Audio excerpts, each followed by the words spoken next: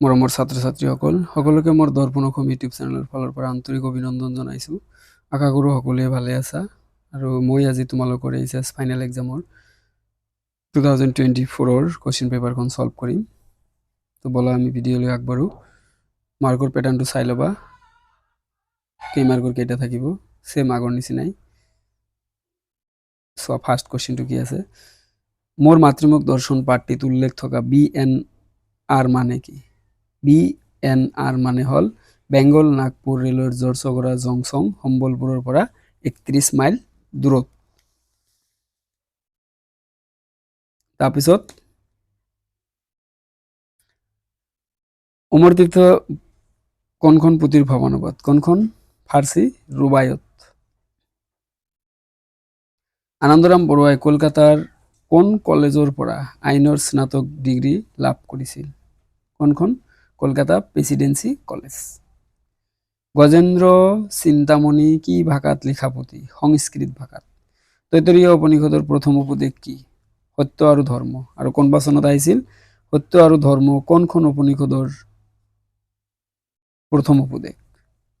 ঠিক আছে। চিঠি চুটি গল্পটিৰ শিলভদ্ৰৰ কোনখন সংকলনৰ পৰা লোৱা হৈছে? চিঠি আৰু অন্যান্য গল্প। নেক্সট, ব্ৰজেন বৰুৱাই বিদেশী কাহিনীৰ এটাৰ ভেটিত নিৰ্মাণ কৰা হাস্যৰসাত্মক ছবিখনৰ নাম কি? কি আছিল? ইটো সিটো বহুত। বৰ্তমান যুগটো কিহৰ যুগ? বৰ্তমান যুগটো বিজ্ঞানৰ জয়যাত্ৰাৰ যুগ, বৈজ্ঞানিক প্ৰযুক্তিবিদ্যাৰ যুগ।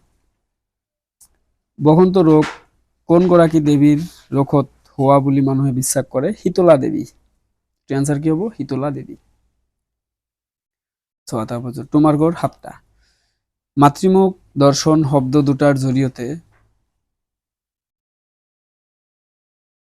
দুটা মানে কোন দুটা? দৰ্শন মানে দেখা, মাতৃমুখ মানে নিজৰ মাতৃমুখ, নিজৰ দেশ। জৰিয়তে লক্ষ্মীনাথ বেজবৰুৱাই প্ৰকৃতাৰ্থে কোন গৰাকী মাতৃৰ মুখ দৰ্শন কৰাৰ কথা কৈছে?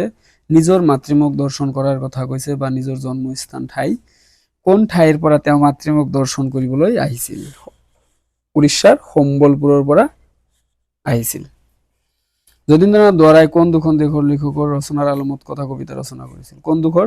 ৰুছ সাহিত্যিক আইভান তুৰ্গেনিভ আৰু আফ্ৰিকাৰ লেখিকা অলিভ শ্ৰাইনাৰ।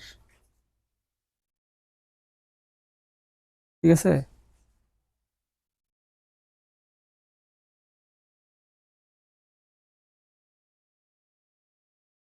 তাৰপিছত চোৱা,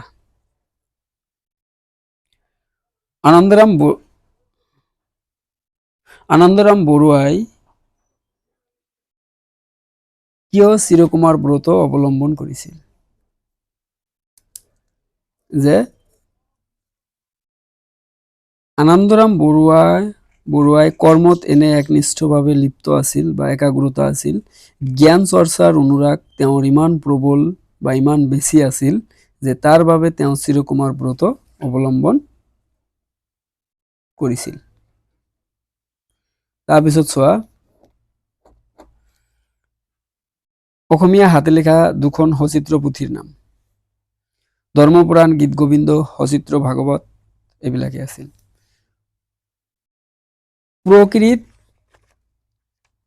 বৈৰাগী কোন? যে প্ৰকৃত ত্যাগ বা বৈৰাগ্য হল এটা বিশেষ মনোধৰ্মী, থাকিও সংযতভাৱে ভোগ কৰা আৰু সংবিভাজনৰ দ্বাৰা সৌমিত্ৰীৰ সদ্গতি ঘটোৱাটোৱে হল প্ৰকৃত ত্যাগ, আৰু পালেও নিৰাসক্ত হৈ থকাজনেই হল প্ৰকৃত বৈৰাগ্য বা বৈৰাগী। শিলভদ্ৰৰ গল্পৰ দুটা বৈশিষ্ট্য, অৰ্থাৎ চুটি গল্পৰ দুটা বৈশিষ্ট্য, যে চুটি গল্প বিলাক কি? চুটি গল্পৰ আৰম্ভণি আকস্মিক আৰু সামৰণি নাটকীয় স্বভাৱৰ, আৰু নেক্সট বৈশিষ্ট্যটো হল চুটি গল্পবিলাক শেষ হৈও যেন শেষ নহয়। তাৰপিছত চোৱা, খাচী লোককথাৰ ভেটিত ভূপেন হাজৰিকাই নিৰ্মাণ কৰা ছবিখনৰ নাম কি? কি আছিল? প্ৰতিধ্বনি। আৰু এই ছবিখন কিমান চনত মুক্তি লাভ কৰিছিল?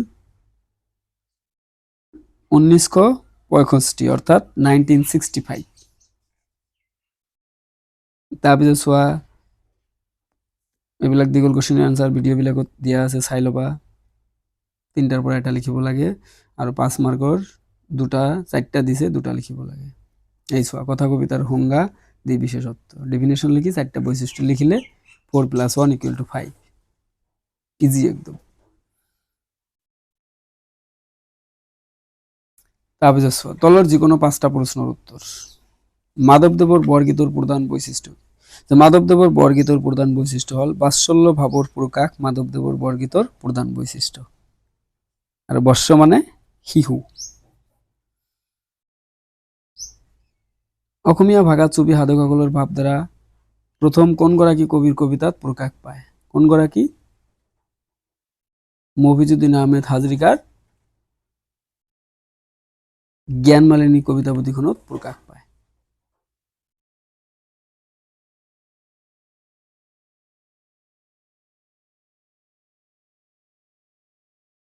তাৰপিছত চোৱা নিয়ৰৰ মালা গাঁঠি লৈ সোণালী সাজেৰে কোনে আহে বুলি কবিয়ে কৈছে? এটোৰ এনসাৰটো হ'ল যে নিশাৰ জোনাকীৰ পোহৰত গধূলিৰ তৰাভৰা আকাশৰ মোহনীয় সৌন্দৰ্য সোঁৱৰাই কবি নলিনীৱালা দেৱীৰ ভগৱানৰ প্ৰীতিৰ ধাৰণাক গভীৰ কৰি তোলে। আৰু সেই সাজেৰেই নিয়ৰৰ মালা গাঁঠি লৈ আহে বুলি কবিয়ে উল্লেখ কৰিছে। আলাগেলে উঠি আহি কোনে বেলিমুৱা হৈ হাঁহে? যে কোনে বেলিমুৱা হৈ হাঁহে? পদুম ফুলে। তাৰপিছত কাঠমিস্ত্ৰিৰ ঘৰ কবিতাটি কবিৰ কোনখন সংকলনৰ পৰা তুলি দিয়া হৈছে? অভিযান আৰু অন্যান্য গল্প সংকলনখনৰ পৰা তুলি দিয়া হৈছে। মুক্তল আগুন। মুক্তল আগুন শব্দৰ অৰ্থটো হ'ল পকা ধানেৰে পৰিপূৰ্ণ হোৱা আগুনক বা আগুনৰ পথাৰখনক বুজাইছে। উভতি নহৰ কবিতাটি কোন শ্ৰেণীৰ কবিতা? আধুনিক শ্ৰেণীৰ কবিতা। 2 মাৰ্কৰ চোৱা 5টা 10 মাৰ্কস। তোমাৰ পাঠে বৰগীতটিৰ কেৱল দ্রং অংশটি লিখা। খালি দ্রং অংশটি লিখিব লাগে। ঠিক আছে? আর যদি দিয়ে দ্রং শব্দটির অর্থ কি তেতিয়া লিখিবা দ্রং শব্দটির অর্থ হল বৰগীত এটাৰ মূল কথাখিনি বুজায়। আৰু দ্ৰং অংশটি লিখিব যেহেতু কৈছে গতিকে ইয়াতে দ্ৰঙত কি কি আছে সেইকেইটা লাইন লিখিব লাগিব। দুটা লাইন উঠৰে উঠ বাপু গোপাল হে নিশি পৰবাত ভৈল কমল নয়ন বুলি ঘনে ঘন যশোৱা ডাকিতে লইল। কোন চনৰ কোন তাৰিখে মফিজুদ্দিন আহমেদ হাজৰিকাই জন্মগ্ৰহণ কৰিছিল? যে 1870 চনত কত হৈছিল? ডিব্ৰুগড়ত। 1870 কত? ডিব্ৰুগড়। নলিনীৱালা দেৱীৰ স্বদেশ প্ৰেমৰ সুৰ প্ৰবাহিত হোৱা দুখন গ্ৰন্থৰ নাম লিখা। স্বদেশ প্ৰেমৰ হল যুগ দেৱতা আৰু জাগৃতি। পূজাৰ ষোল্লবিধ উপকৰণৰ যিকোনো 4টা উপকৰণৰ নাম লিখা। ষোল্লবিধ উপকৰণৰ যিকোনো 4টা স্নান গন্ধ পুষ্প ধূপ দীপ বন্দনা এইবিলাক বেছিকৈ কৈছো যাৰ যিকেইটা মনত থাকে। কাঠমিস্ত্ৰি ঘৰ কবিতাটি প্ৰথম কোন সন্মিলনৰ কোনখন মুখপত্ৰত প্ৰকাশ পাইছিল? অসম ছাত্ৰ সন্মিলনৰ মিলন মুখপত্ৰত প্ৰকাশ পাইছিল 1939 চনত অৰ্থাৎ 1939 চনত। তাৰপিছত কাঠমিস্ত্ৰি ঘৰ কবিতাটি প্ৰথমতে এটিটো হ'ল আগুনৰ কুঁৱলী কবিতাটিক বোধক উদ্দেশ্য কবিয়ে কি কৈছিল? যে আপুনি যে কৈছিলে হেউতিৰ কথা মোৰ কথা হেউতিক কৈছিলে জানো? আৰু কোনবা চনত আহিছে কোশ্চেনটো। তোমালোকে 2017 পৰা 25 লৈকে যে সলভ কৰিলো ভিডিঅ'বিলাক এইকেইটাই তোমালোকে ভালকে পঢ়া 100% কমন পাবা। কোনো টেনশন নাই। কোশ্চেনবিলাক যে সলভ কৰি আছো 17ত আহিছে আকৌ ইফালে আহিছে 18ত আহিছে 22ত আহিছে মানে মিক্স এভাৰেজ ঘূৰাই পকাই সেই কোশ্চেনবিলাকে আহিছে। কেতিয়াবা হয়তো ৰাইমস ইউজ কৰিছে বা সমাৰ্থক শব্দ ইউজ কৰিছে অলপ ঘূৰাই দিছে। কেতিয়াবা এনসাৰ দিছে কোশ্চেন টাইপ লিখিব লাগে কেতিয়াবা এনসাৰটোৱে দি দিছে কোশ্চেন লিখিব লাগে আৰু কেতিয়াবা কোশ্চেন দিছে তেতিয়া এনসাৰ লিখিব লাগে। তাৰপিছত চোৱা জান্ডা মানে কি? পতাকা আৰু তামিগৰা মানে তম্বু। ব্যাখ্যা 3টাৰ পৰা এটা লিখিব লাগে। ফাৰ্ষ্টটো বৰগীত নেক্সটটো বিশ্বকৰ্ণিকৰ তাৰপিছতটো উভতি নহৰ কবিতা। এই যে 23 আৰু 24 মূল ভাৱ দিছিল তিনিটা, তাৰপৰে এটা লিখিব লাগে। মাৰ্ক টু 6 আছে। নৈতিক শব্দটোৰ ইংৰাজী প্ৰতিশব্দ কি? যে নৈতিক শব্দটোৰ ইংৰাজী প্ৰতিশব্দ হল মৰেল। নৈতিক শব্দৰ ইংৰাজী প্ৰতিশব্দটো হল কি? মৰেল। তাৰ পিছৰ কোশ্চেনটো আছে, মহৰ্ষি টলস্টয়েৰ মতে সৌন্দৰ্যবোধ কি? যে মহৰ্ষি টলস্টয়েৰ মতে সৌন্দৰ্যবোধ বৰ্ণনা কৰি কৈছে তেওঁ যে সৌন্দৰ্যবোধ নিৰ্ভৰ কৰে সম্পূৰ্ণভাৱে ব্যক্তিৰ নিজস্ব গ্ৰহণযোগ্য ক্ষমতাৰ ওপৰত। তেওঁৰ মতে সৌন্দৰ্যবোধ বস্তুনিষ্ঠ নহয়, ব্যক্তিনিষ্ঠ হয়। বয়সন্ধিৰ কাল বুলিলে কোন ছোৱা কালক কোৱা হয়? কৈশোৰ কালক বা ৰূপান্তৰৰ কাল। প্ৰতিটি শব্দৰ অৰ্থ কি? বিশ্বাস বা ধাৰণা। আদৰ্শবাদী 2 মাৰ্কৰ ছোৱা, 4টা দিছে, 2টা লিখিব লাগে। 1 মাৰ্কৰো সেম পাইছো আমি। আদৰ্শবাদী দাৰ্শনিকসকলৰ মতে চিৰন্তন মূল্যবোধ কেইটা? 3টা কি কি? সত্যম, শিৱম, সুন্দৰম, যি 3টা কোনো পৰিৱৰ্তন নহয়। ইয়াৰ পৰিৱৰ্তন হয়নে? ইয়াৰ পৰিৱৰ্তন নহয়। তাৰপিছত দিছে নৈতিক স্বতন্ত্ৰতা মানে কি? নৈতিক স্বতন্ত্ৰতা হল নিজস্বভাৱে কোনো এক নৈতিক সিদ্ধান্ত লোৱাৰ ক্ষমতা। আনৰ লগত আলোচনা কৰিলেও এনে ধৰণৰ সিদ্ধান্তৰ সমস্ত দায়িত্ব ব্যক্তিয়ে নিজে স্বীকাৰ কৰি লোৱাৰ মানসিকতা। তাৰপিছত আৰু এটা আছে যে কৈশোৰ কালৰ বাবে প্ৰস্তুত কৰা মাধ্যমিক স্তৰৰ পাঠ্যক্ৰমত থকা 4টা প্ৰাথমিক আৰু মৌলিক বিষয় কি কি? ভাষা শিক্ষণ, গণিত, বিজ্ঞান আৰু সমাজ বিজ্ঞান। বাৰে বাৰে আহে কোশ্চেনটো। আন্তঃৰাষ্ট্ৰীয় শিক্ষা আয়োগ কিমান চনত গঠিত হৈছিল? আন্তঃৰাষ্ট্ৰীয় শিক্ষা আয়োগ 1996 অৰ্থাৎ 1996 আৰু ৰাষ্ট্ৰীয় শিক্ষানীতি 1986। এই আয়োগে মাধ্যমিক শিক্ষাক কি বুলি কৈছিল? এই আয়োগে মাধ্যমিক শিক্ষাক জীৱনৰ আলি ধমজা বুলি কৈছিল। Cross roads of life. তাৰপিছত চোৱা 4 মাৰ্কৰ এটা লিখিব লাগে, 3টা দিছে। ভিডিঅ'বিলাকত এইবিলাক কোশ্চেন আনসাৰ দিয়া আছে, চাই ল'বা। গ্ৰামাৰৰ ভিডিঅ'টো বনাই দিম কৈছো। তাৰপিছত চোৱা প্ৰত্যয়বিলাক, ইয়াতে 6 মাৰ্ক। 6ৰ ভিতৰত কি কি আহিছে? পনীয়া, পনী যোগ আহ, পনীয়া। সমজুৱা, সমজ যোগ ৱা।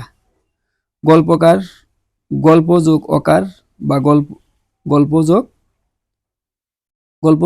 অকাৰ বা গল যোগ পকাৰ, গল্পকাৰ। খাৱৰীয়া, খা যোগ অৰিয়া। লেখাৰো লেখ যোগ আৰু বা লিখ যোগ আৰু দুটাই হয়। হাঁহিয়াল, হাঁহ যোগ ইয়াল। গুৰিয়াল, গুৰি যোগ ইয়াল। জোনাকী, জোন যোগ আকি, জোনাকী। পৰুৱাই, পৰা যোগ ঐ, পৰুৱাই। আৰু কোশ্চেনটোত কি কৈছে যে প্ৰত্যয়বোৰ ভাঙি কি প্ৰত্যয় যোগ হৈছে লিখা, আৰু সকলোৰে লাষ্টৰখিনি মানে প্লাছ মাৰি পিছৰ যিটো হৈছে সেইটোৱে দিবা। ইয়াতে এইটো প্ৰত্যয় যোগ হৈছে, ইয়াতে এইটো প্ৰত্যয় যোগ হৈছে। যেনে জোনাকী, জোনাক যোগ আকি, হয় নে নহয়?